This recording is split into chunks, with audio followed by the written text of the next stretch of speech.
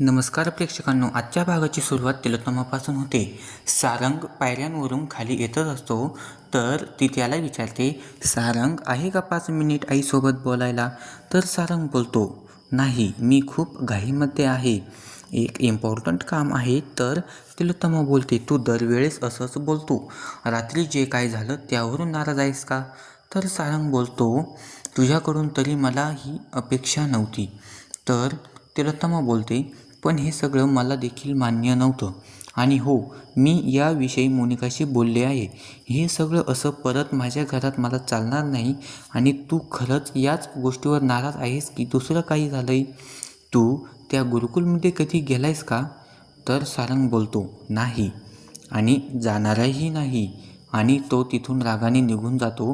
तिलोत्तमा स्वतःशीच बोलते, हा खरं बोलतोय की खोटं? काहीही झालं तरी सारंग गुरुकुलमध्ये गेला नाही पाहिजे आणि सावलीची आणि त्याची भेट नाही झाली पाहिजे. आणि इकडे सावली तिचे काम आवरत असते तर तिथे जगन्नाथ येतो आणि म्हणतो, साऊ, तू इथे काय करतेस? तो अबिल मला किती प्रश्न विचारतोय, तू त्याला काही का सांगत नाही आहे? तर सावली बोलते, बाबा नका या विषयावर बोलू, मी हे सर्व काही विसरून पुढे गेले होते. मग का माझ्यासोबत असं होतंय? तर जगन्नाथ बोलतो, तू त्या लेकरापासून अगं किती दिवस हे सत्य लपवून ठेवणार आहेस? तू आता लक्षात राहू दे, तो खूप हुशार आहेस, त्याला कधी ना कधी ते कळणारच आहे. आणि कालपासून 100 वेळेस त्याने मला विचारलं आहे आणि काल त्याच्यासमोर तू सारंगसमोरून असं करायला नको होतं आणि त्याच्यासमोरून असं जायला नको होतं. त्यामुळे त्याच्या मनामध्ये अजूनच प्रश्न निर्माण झालेला असतो. तर सावली बोलते, बाबा तुम्ही त्याला सांगा की समजावून. तर जगन्नाथ म्हणतो, अगं पण तू आता किती दिवस लपवून ठेवणार आहेस हे? तर सावली म्हणते, मला शक्य होईल तोपर्यंत. आणि हो, मी तुमच्याकडून वचन घेतलेलं आहे. तर मध्येच जगन्नाथ बोलतो, हे बघ सावली, मी तुला दिलेलं वचन आहे ना, पण मी ते स्वतः किती दिवस, जास्त दिवस काही लपवून ठेवू शकत नाही, असं तो बोलतो. आणि तो हुशार आहे, त्याला कळतं आहे सारं. तर सावली म्हणते, आपण मोठे आहोत, आपण त्याला समजावून नक्की सांगू. त्याचे हे बोलणं होतं आणि दारामध्ये कुणीतरी आवाज देत होतं, जगन्नाथरावांचंच घर आहे का हे? तर सावली म्हणते आणि दर म्हणते, हो. त्यांना दारातल्यांना बघते आणि म्हणते, आऊ व्यंकटेश तुम्ही? तर कसं काय येणं झालं इकडं? तर जगन्नाथ म्हणतो, सावली तू यांना ओळखतेस? तर सावली म्हणते, हो बाबा, मी तुम्हाला सांगितलं होतं ना, मी बेळगावमध्ये यांच्याच घरी राहत होते आणि त्या अम्माबद्दल सांगितलं होतं ना, तर त्या यांच्याच आई आहे.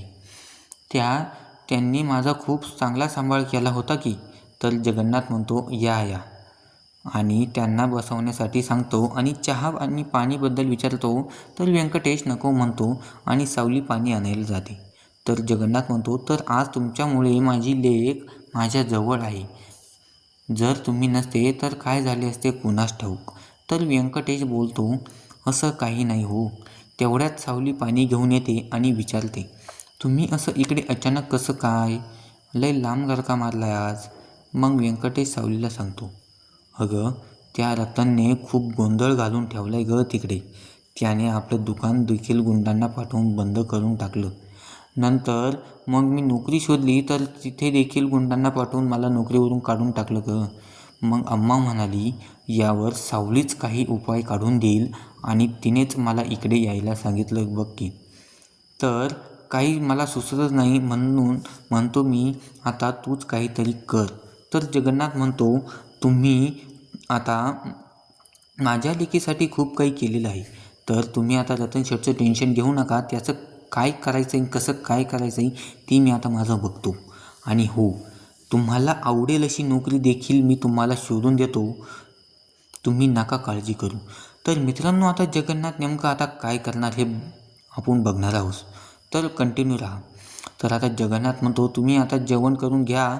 तर सावली जेवणाचे ताट करायला आतसमध्ये निघून जाते आणि जगन्नाथ तिला आवाज देऊन सांगतो, अगं सऊ, मी आता वॉक करून येतो म्हणलो. तर तो तिथून बाहेर जातो आणि इकडे सारंग गुरुकुलमध्ये येतो. आतमध्ये जाताच तिथे त्याला क्षमा वहिनी भेटते. तर क्षमा वहिनी त्याला विचारते, सारंग सर तुम्ही इकडे कसे? तर सारंग बोलतो, हो मी माझ्या ओवीच्या टीचरला भेटायला आलो आहे म्हणतो. तर क्षमा वहिनी म्हणते, ओवी तर सारंग म्हणतो, हो ओवी माझी मुलगी आहे. तर क्षमा वहिनी म्हणते, ती खूप छान गाणं गाती. हो खूप लोकांनी तिची तारीफ केली. तर सारंग हसतो आणि म्हणतो, ओवीच्या टीचर आहेत का? त्यांच्याशी जरा मला काही काम होतं. तर क्षमा वहिनी सांगते, काल कार्यक्रम असल्यानंतर आणि तो झाल्यानंतर आज मुलांना मोठी सुट्टी देण्यात आली आहे. तर त्या इथे नाही. तर सारंग त्यांना विचारतो, तुमच्याकडे त्यांचा मोबाईल नंबर आहे ना? तर क्षमावहिनी सारंगला सावलीचा नंबर देते आणि इकडे सावली जेवणाची तयारी करत असते मित्रांनो. तर तेवढ्यात तिचा फोन वाजतो. तर व्यंकटेश सावलीला आवाज देतो आणि सावली तुझा फोन वाजतोय.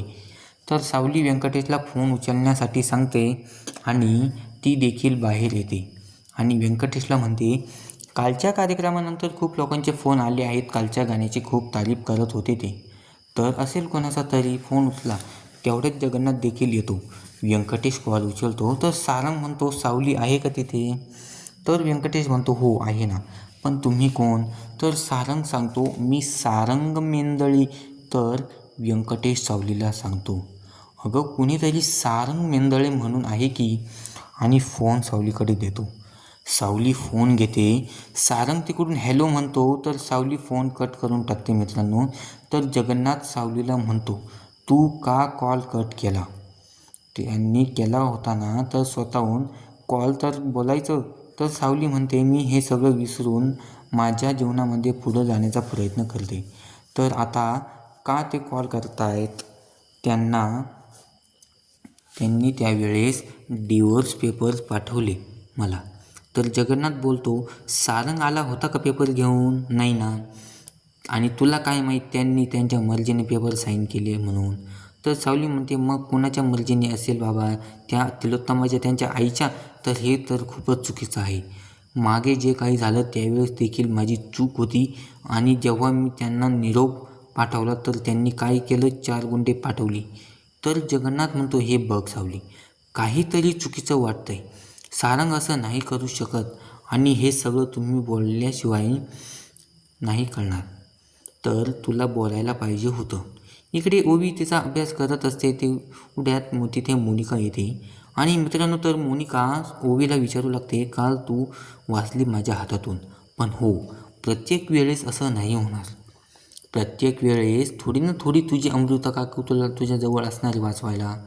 तर सांग, कसा झाला तुझा कालचा कार्यक्रम? आणि तुला गुरुकुलमध्ये तर चांगलं गाणं म्हणता आलं असेल ना? तर ओवी घाबरून म्हणते, बाबा. तर मोनिका म्हणते, बाबा आला होता तिथे सोडायला. आणि त्यानंतर तिथे मोनिका म्हणते, आणि तिथे कोणी भेटलं का, म्हणजे तुझ्या टीचर? तुझ्या बाबांनी विचारलं असेल ना तुझ्याबद्दल तुझ्या टीचरला? तर ओवी गोंधळातच उभी असते की मी आता हिला काय उत्तर देऊ. इकडे बबलू काका सारंगला भेटण्यासाठी आलेला असतो मित्रांनो. तो सारंगला म्हणतो, ओवीने किती भारी गाणं गायलं आहे. तर सारंग म्हणतो, तुला हे सगळं माहीत होतं ना का नाही मला सांग. बबलू काका गोंधळात पडतो आणि तो म्हणतो, अरे सारंग दादा, मला काय माहीत होतं? तू काय विचारतोयस मला? तर सारंग म्हणतो, ओवीच्या टीचरबद्दल माहीत होतं ना तुला? तर बबलू काका म्हणतो, नाही, मला फक्त एवढंच माहीत होतं की टीचर खूप चांगली आहेत असं मला ओवीने सांगितलेलं होतं. सारंग म्हणतो, काल तू गेला होता ना तिला सोडवायला? तर तो म्हणतो, अरे सारंग दादा, मी गेलो होतो पण मध्येच क्षमा भेटली तर मी तिच्याकडे ओवीला दिली आणि तिथून परत आलो. काय झालं? पण काय विचारतोय तू असं? तर सारंग म्हणतो, ओवीची जी टीचर आहे ती दुसरी कोणी नाही, अरे बबलू, ती माझी सावली आहे.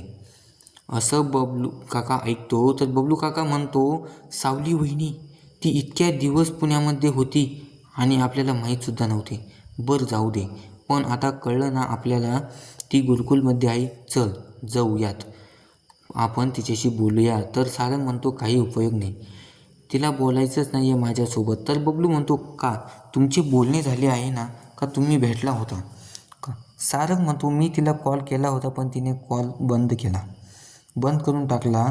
तर बोललीसुद्धा नाही माझ्यासोबत. आणि इतके दिवस पुण्यामध्ये नव्हती, ती बेळगावमध्ये होती. बबलू काका म्हणतो, हे सगळं तुला कसं काय माहीत? तर सारंग म्हणतो, अरे अबीर आपल्याला बेळगावमध्येच भेटला होता ना. तर बबलू म्हणतो, आता हा अबीर का मध्ये आला?